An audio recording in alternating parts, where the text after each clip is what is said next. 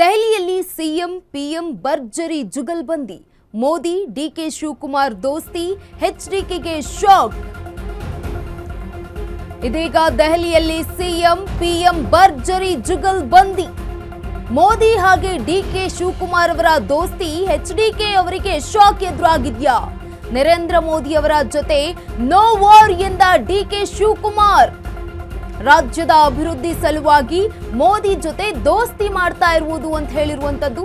ಬೆಂಗಳೂರು ಉಳಿಸಲು ದೊಡ್ಡ ಬೇಡಿಕೆಯನ್ನ ಇಟ್ಟಿದ್ದಾರೆ CM DK Shivakumar. Master plan ಮಾಡಿದ CM DK Shivakumar. DK Shivakumar ತಂತ್ರಕ್ಕೆ ಕುಮಾರಸ್ವಾಮಿ ಕಂಗಾಲಾಗಿದ್ದಾರೆ. ಇದೀಗ ದೆಹಲಿಯಲ್ಲಿ ಸಿಎಂ ಹಾಗೆ ಪಿಎಂ ಭರ್ಜರಿ ಜುಗಲ್ಬಂದಿಯಾಗಿರುವಂತದ್ದು. ಮೋದಿ ಹಾಗೆ ಡಿಕೆ ಶಿವಕುಮಾರ್ ಅವರ ದೋಸ್ತಿ ಇದೀಗ ಎಚ್ಡಿಕೆಗೆ ಶಾಕ್ ಆಗಿದೆ. ನರೇಂದ್ರ ಮೋದಿ ಜೊತೆ ನೋ ವಾರ್ ಅಂತ ಹೇಳಿದ್ದಾರೆ ಸಿಎಂ ಡಿಕೆಶಿ. ರಾಜ್ಯದ ಅಭಿವೃದ್ಧಿಯ ಸಲುವಾಗಿ ಮೋದಿ ಜೊತೆ ದೋಸ್ತಿಯನ್ನ ಮಾಡ್ತಾ ಇರುವುದು ಅಂತ ಕೂಡ ಹೇಳಿದ್ದಾರೆ. ಬೆಂಗಳೂರನ್ನ ಉಳಿಸ್ಕೊಳ್ಬೇಕು, ದೊಡ್ಡ ಬೇಡಿಕೆಯನ್ನ ಇಟ್ಟಿದ್ದಾರಂತೆ ಪಿಎಂ ಮುಂದೆ ಡಿಕೆ ಶಿವಕುಮಾರ್. ಮಾಸ್ಟರ್ ಪ್ಲಾನ್ ಮಾಡಿದ್ದಾರೆ ಸಿಎಂ ಡಿಕೆ ಶಿವಕುಮಾರ್ ಅವರು. ಈ ಹಿನ್ನೆಲೆಯಲ್ಲಿ ಡಿಕೆ ಶಿವಕುಮಾರ್ ಅವರ ತಂತ್ರಕ್ಕೆ ಇದೀಗ ಮಾಜಿ ಸಿಎಂ ಕುಮಾರಸ್ವಾಮಿ ಅವರು ಕಂಗಾಲಾಗಿದ್ದಾರೆ. ದೆಹಲಿಯಲ್ಲಿ ಸಿಎಂ ಪಿಎಂ ಭರ್ಜರಿ ಜುಗಲ್ಬಂದಿಯಾಗಿರುವಂತದ್ದು. ಮೋದಿಗೆ ಡಿಕೆ ಶಿವಕುಮಾರ್ ಅವರು ಬೇಡಿಕೆ ಏನೇನು ಅಂತ ಗಮನಿಸ್ತಾ ಹೋಗೋದಾದ್ರೆ, ಭೇಟಿಯಾಗಿದ್ರು. ಈ ವೇಳೆ ಮಾತುಕತೆಯಾಗಿರುವಂತದ್ದು. ಮೈಸೂರಿಗೆ ರೈಲು ಬಿಡಿ ಅಂತ ಹೇಳಿದ್ದಾರೆ ಡಿಕೆ ಶಿವಕುಮಾರ್ ಅವರು. ಪ್ರವಾಸೋದ್ಯಮದಲ್ಲಿ ಕೇಂದ್ರದ ಹೂಡಿಕೆಯನ್ನ ಕೇಳಿರುವಂತದ್ದು ಸಿಎಂ ಡಿಕೆಶಿ. ಶಿಕ್ಷಣ ಕ್ಷೇತ್ರಕ್ಕೆ ಹೆಚ್ಚಿನ ಅನುದಾನವನ್ನ ಕೋರಿದ್ದಾರೆ ಮುಖ್ಯಮಂತ್ರಿ ಅವರು.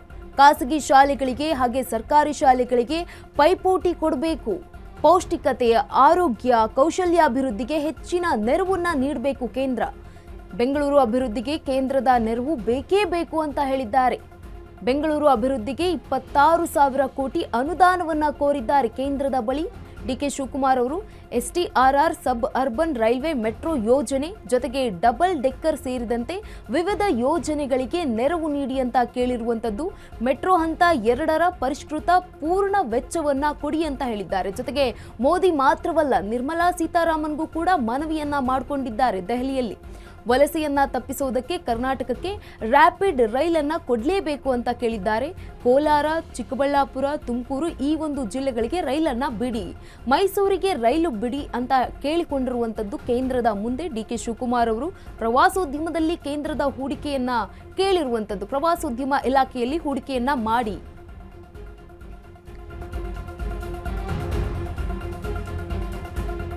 ನೆನ್ನೆಯಷ್ಟೇ ಪ್ರಧಾನಿ ಮೋದಿಯನ್ನ ಭೇಟಿಯಾದ ಸಿಎಂ ಡಿಕೆ ಶಿವಕುಮಾರ್ ಸಾಲು ಸಾಲು ಬೇಡಿಕೆಗಳ ಪಟ್ಟಿಯನ್ನ ಕೊಟ್ಟಿದ್ದಾರೆ ಸಿಎಂ ಡಿಕೆ ಶಿವಕುಮಾರ್ ಅವರು ಪಿಎಂ ಮುಂದೆ. ನೀತಿ ಆಯೋಗದ ಸಭೆಯಲ್ಲಿ ಡಿಕೆಶಿ 10 ಬೇಡಿಕೆಯನ್ನ ಇಟ್ಟಿರುವಂತದ್ದು. ಕರ್ನಾಟಕದ ಅಭಿವೃದ್ಧಿಗಾಗಿ ಡಿಕೆಶಿ ಮೋದಿ ದೋಸ್ತಿ ಫಿಕ್ಸ್ ಅಂತ ಹೇಳಲಾಗ್ತಾ ಇದೆ. ಡಿಕೆಶಿ ಬೇಡಿಕೆಗೆ ಒಪ್ಪಿಗೆ ಕೊಡ್ತಾರಾ ನರೇಂದ್ರ ಮೋದಿ ಅನ್ನುವಂತಹ ಪ್ರಶ್ನೆ. ಇದೀಗ ನಿನ್ನೆಯಷ್ಟೇ ದೆಹಲಿಯಲ್ಲಿ ಮೋದಿಯನ್ನ ಭೇಟಿಯಾಗಿದ್ರು ಡಿಕೆ ಶಿವಕುಮಾರ್ ಅವರು, ಸಿಎಂ ಡಿಕೆಶಿ.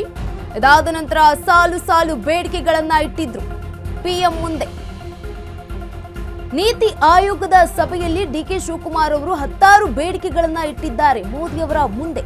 ಕರ್ನಾಟಕದ ಅಭಿವೃದ್ಧಿಗಾಗಿ ಡಿಕೆಶಿ ಮೋದಿ ದೋಸ್ತಿ ಫಿಕ್ಸ್ ಅಂತ ಕೂಡ ಹೇಳಲಾಗ್ತಾ ಇದ್ದು, ಡಿಕೆಶಿ ಬೇಡಿಕೆಗೆ ಒಪ್ಪಿಗೆ ಕೊಡ್ತಾರಾ ನರೇಂದ್ರ ಮೋದಿ ಅನ್ನುವಂತಹ ಪ್ರಶ್ನೆ ಕೂಡ ಇರುವಂತದ್ದು. ನಿನ್ನೆಯಷ್ಟೇ ಪ್ರಧಾನಿ ನರೇಂದ್ರ ಮೋದಿ ಅವರನ್ನ ಭೇಟಿಯಾಗಿದ್ದಾರೆ ಕರ್ನಾಟಕದ ಸಿಎಂ ಡಿಕೆ ಶಿವಕುಮಾರ್ ಅವರು. ಸಾಲು ಸಾಲು ಬೇಡಿಕೆಗಳ ಪಟ್ಟಿಯನ್ನ ಕೊಟ್ಟಿದ್ದಾರೆ ಸಿಎಂ ಡಿಕೆ ಶಿವಕುಮಾರ್. ನೀತಿ ಆಯೋಗದ ಸಭೆಯಲ್ಲಿ ಡಿಕೆಶಿ 10 ಬೇಡಿಕೆಯನ್ನ ಇಟ್ಟಿದ್ದಾರೆ. ಡಿಕೆ ಶಿವಕುಮಾರ್ ಅವರ ಬೇಡಿಕೆ ಏನು ಅಂತ ಒಂದೊಂದಾಗಿ ಗಮನಿಸ್ತಾ ಹೋಗೋದಾದ್ರೆ, ಡಿಕೆ ಶಿವಕುಮಾರ್ ಹಾಗೆ ಮೋದಿ ಅವರು ಭೇಟಿಯಾಗಿದ್ದಾರೆ. ಮೋದಿ ಅವರನ್ನ ಭೇಟಿಯಾಗಿ ರಾಜ್ಯದ ಕುರಿತಾಗಿ ಮಾತನಾಡಿರುವಂತದ್ದು. ಒಂದು 10 ಬೇಡಿಕೆಗಳನ್ನ ಕೂಡ ಇಟ್ಟಿದ್ದಾರೆ. ರಾಜ್ಯದ ಅಭಿವೃದ್ಧಿ ಸಲುವಾಗಿ ಮೋದಿ ಜೊತೆ ದೋಸ್ತಿಯನ್ನ ಕೂಡ ಮಾಡ್ಕೊಳ್ತೀನಿ ಅಂತ ಹೇಳಿದ್ದಾರೆ. ಬೆಂಗಳೂರು ಉಳಿಸುವುದಕ್ಕೆ ದೊಡ್ಡ ಬೇಡಿಕೆಯನ್ನಿಟ್ಟಿದ್ದಾರಂತೆ ಸಿಎಂ ಡಿಕೆ ಶಿವಕುಮಾರ್ ಅವರು. ಮಾಸ್ಟರ್ ಪ್ಲಾನ್ ಮಾಡಿದ್ರ ಅನ್ನುವಂತಹ ಪ್ರಶ್ನೆ ಕೂಡ ಇರುವಂತದ್ದು. ಡಿಕೆ ಶಿವಕುಮಾರ್ ಅವರ ತಂತ್ರಕ್ಕೆ ಈಗ ಮಾಜಿ ಸಿಎಂ ಕುಮಾರಸ್ವಾಮಿ ಅವರು ಕೂಡ ಕಂಗಾಲಾಗಿದ್ದಾರೆ.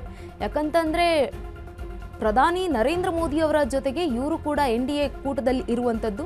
DK ಶಿವಕುಮಾರ್ ಅವರು ಮೈತ್ರಿ ಇರುವಂಥದ್ದು ಬಿಜೆಪಿ ಹಾಗೆ JDS.